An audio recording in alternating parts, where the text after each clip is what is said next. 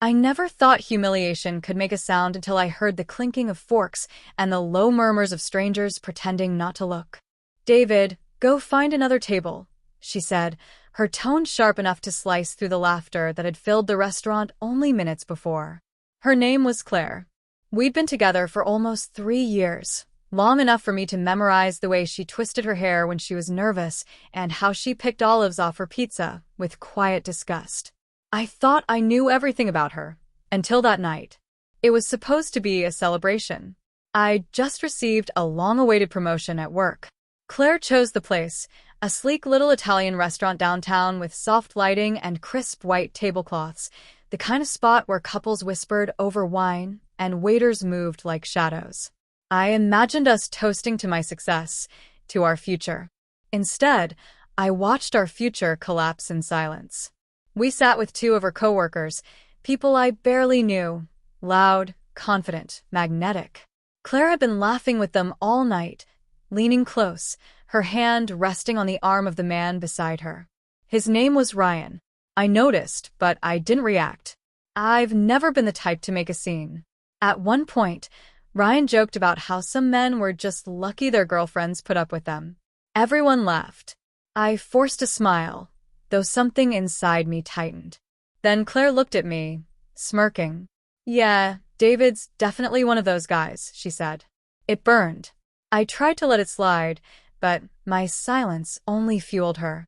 She leaned back, still smiling. "Come on, babe. Learn to take a joke."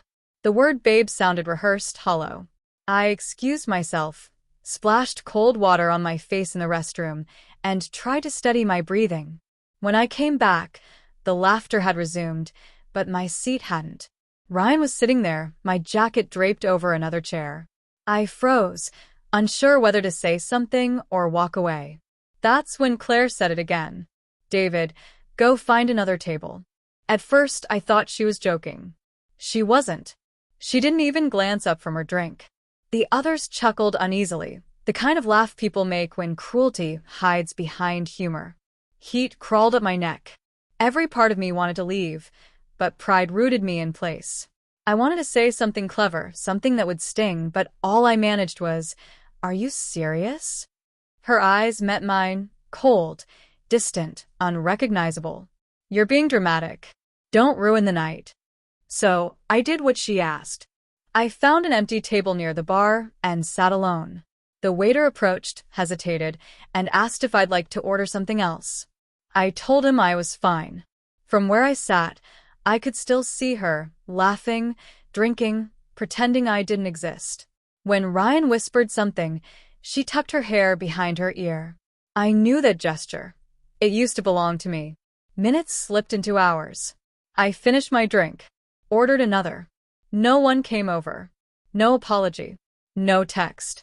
When the check arrived, Ryan picked it up and she didn't stop him. I'd paid for countless dinners before. That night, I let him. When she finally looked my way, really looked at me, it was with indifference, so sharp it hurt more than any insult. I nodded, a quiet, defeated gesture, and left. Outside, the air was cold and biting. I didn't wait for her. I didn't check my phone. I just walked. Somewhere between the glow of the streetlights and the echo of my steps, it hit me. This wasn't the first time she'd disrespected me. It was only the first time she'd done it in public. The next morning, my phone buzzed with unread messages, but none from Claire. Work updates, group chats, congratulations, but nothing from her. Not even a "where did you go?" I didn't text her either. I told myself I needed space, but deep down, I just didn't know what to say. How do you speak to someone who told you, in front of everyone, to find another table? By noon, one message appeared. "You overreacted last night." No, sorry. "No, can we talk?" Just that. I stared at it for a long time, rereading it like the meaning might change. Overreacted. That was her version of events. I was the problem, the sensitive one, the guy who couldn't take a joke. So I stayed silent. That evening she called. The phone buzzed on the counter, again and again, until the sound faded. It wasn't anger that stopped me from answering, it was exhaustion. The kind that builds when you realize you've spent years protecting someone who would never protect you. A week passed before she came to my apartment. I'd just loosened my tie after work when I heard the knock. I almost didn't open the door, but curiosity, or maybe closure, won. She stood there holding a takeout bag from that same Italian restaurant. Her eyes were red, her tone calm. "Can we talk?" I stepped aside. She walked in like she still belonged there. The familiar scent of her perfume filled the room, painful and nostalgic all at once. "I don't know why you're being so cold," she said softly. "It was just a joke. You embarrassed me by walking out." I laughed quietly. "You embarrass me in front of a room full of people, Claire." Her expression hardened. "You're too sensitive. You've always been." Same script. Same blame. I looked at her, really looked, and something inside me settled. The woman I'd fallen for, the one who used to write notes in my lunch bag and laugh until she cried, she wasn't here anymore. Or maybe she never was. Maybe I'd built her out of hope. "Do you even hear yourself?" I asked. "You humiliated me, Claire. And instead of apologizing, you're justifying it." She crossed her arms. "You're making this a bigger deal than it needs to be." I shook my head. That's exactly the problem. It is a big deal. Respect isn't something you get to laugh off. Silence filled the space. Then she sighed, tired of pretending remorse. "So what now? You're breaking up with me over one bad night?" "One bad night," I echoed. "No, Claire. I'm walking away because last night showed me what I've been ignoring for years." She frowned. "Which is that I don't have a partner. I have an audience I keep trying to impress." She opened her mouth to reply, but no words came. I didn't wait for her to find them. I opened the door and said quietly, "Take care of yourself." She paused, looked like she might say something real, but didn't. She just walked out, takeout still in her hand.